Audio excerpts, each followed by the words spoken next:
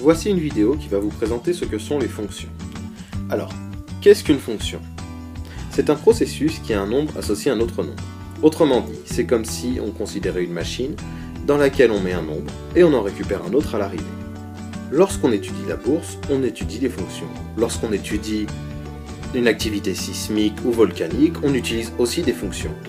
Plus généralement, on peut dire que la plupart des phénomènes du quotidien sont régis par des fonctions. Et mathématiquement, qu'est-ce que cela donne?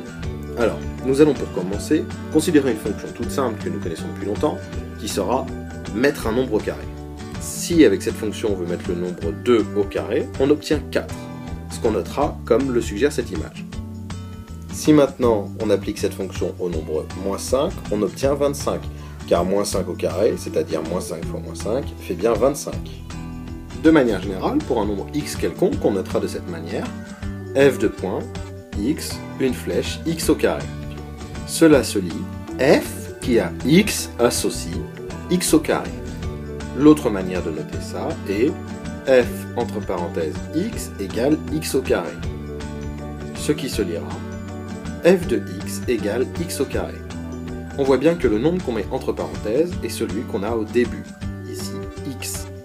Le nombre du départ, celui qu'on met dans la machine, s'appellera l'antécédent. Le nombre qu'on obtient à la fin s'appelle l'image. Il y a trois manières de définir une fonction. Tout d'abord, on peut définir une fonction par son équation, comme ici h qui a x associe 5x² moins 4x plus 3.